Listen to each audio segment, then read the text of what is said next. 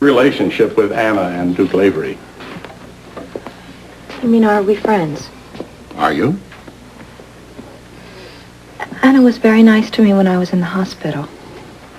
She brought me a doll. And her husband, Duke Lavery. I don't think I've ever met him. How about a man named Tim? I knew a Tim Connors when I was in high school. No, another Tim. Do you remember the elevator? We took an elevator to get up here. Is that the one you mean? Yeah. Never mind, Olivia. That's all.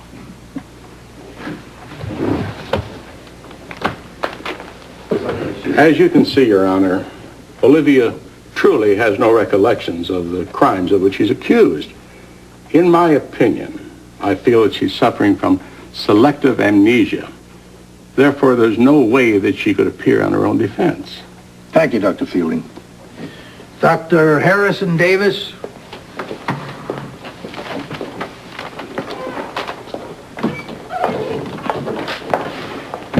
Raise your right hand.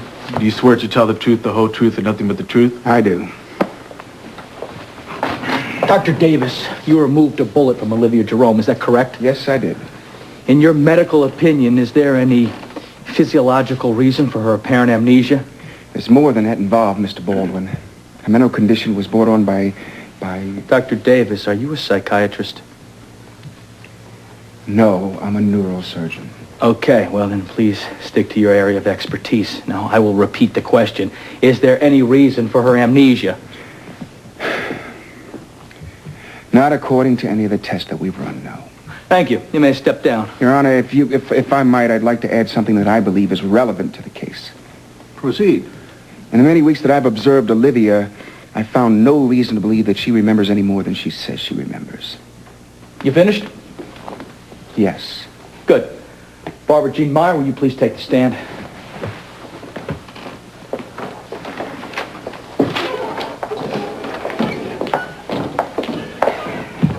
Raise your right hand. Do you swear to tell the truth, the whole truth, and nothing but the truth? I do. You are Olivia's nurse, is that correct? Yes? You're not a doctor, a psychiatrist, you're not anyone with a valid professional opinion. My opinion, Mr. Baldwin, is totally professional. Your Honor, Anna Lavery is a very close personal friend of mine, and I am very well aware of what Olivia did to her.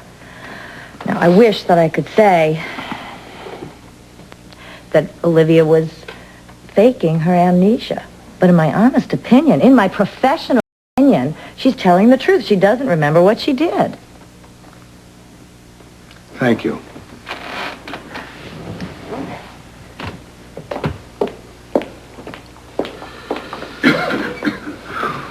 Dr. Price, would you take the stand?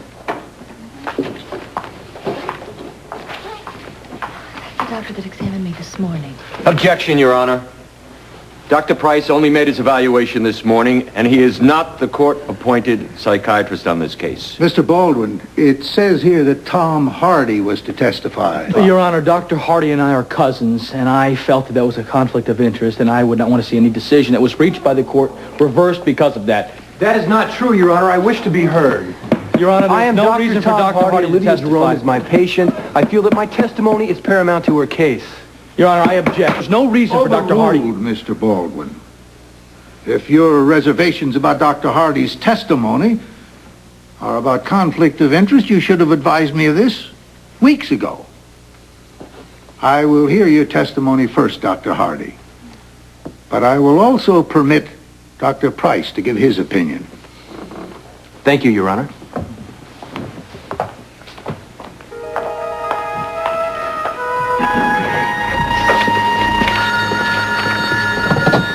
Second floor.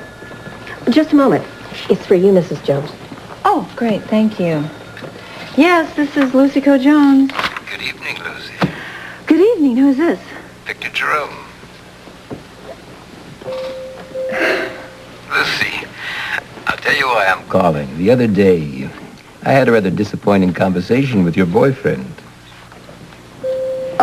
You must mean Scott? Well, see, I felt I made a rather generous offer of friendship, and Scott's rejected it. Well, you know, Scott didn't go his own way. As you go yours, I see. Excuse me? I understand you decided to keep those gifts from your unknown admirer. Now, that's a very wise choice. And you know, Lucy, I have an idea that it would really be in your best interest to see that Scott was equally grateful. I'm sorry, I don't think I really understand. Is my only daughter. She's an unfortunate victim of amnesia, but I don't think Scott fully appreciates that fact. Now, I was hoping that you could convince him. Well, I don't... After all, Lucy, I think it would be a terrible tragedy if Scott were involved in an accident. And especially if it worked out that you were there at the same time. Do we understand each other, Lucy? Yes. Good.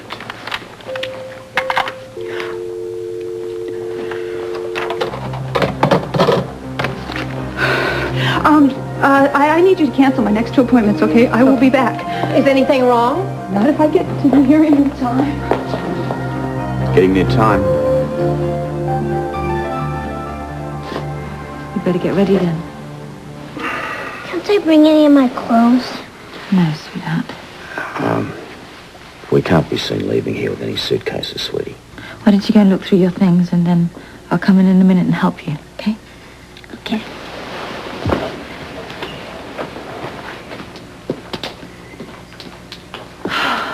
I want to make a fresh pot of coffee. Oh, yeah.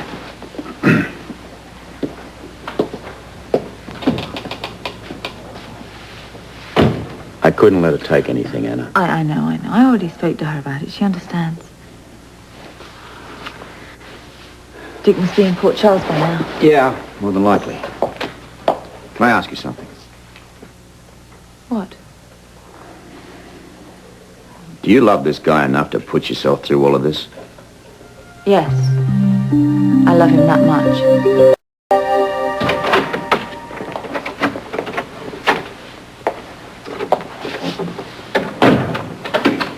I thought this was supposed to be a safe house. Now it's even safer. I feel much better if my family were here with me. They're being looked after, don't worry. We should take a shower. Relax. Shouldn't we be going soon? We've still got some time before rendezvous time. Yeah. I'm going crazy with nerves. Shower might help. Yeah, maybe. Was it here?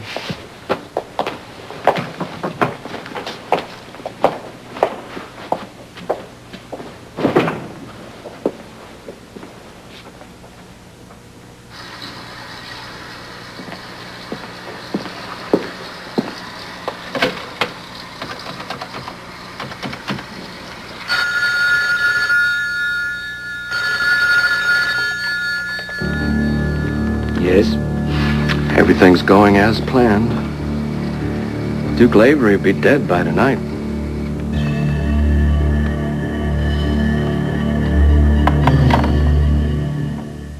And her conduct has been the same since she arrived at the hospital.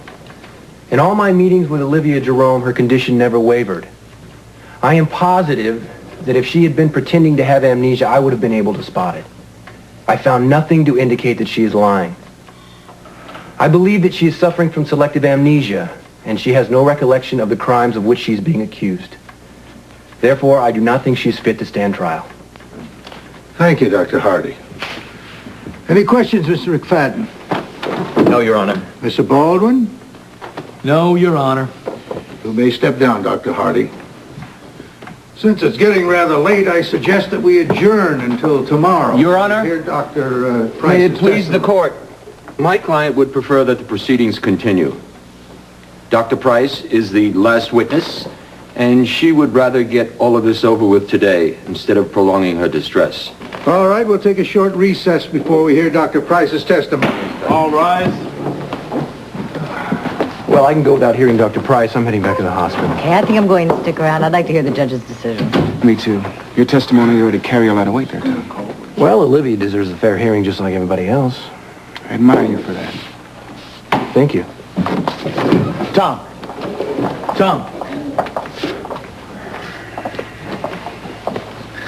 Don't you want to hear Dr. Price's testimony? Not really.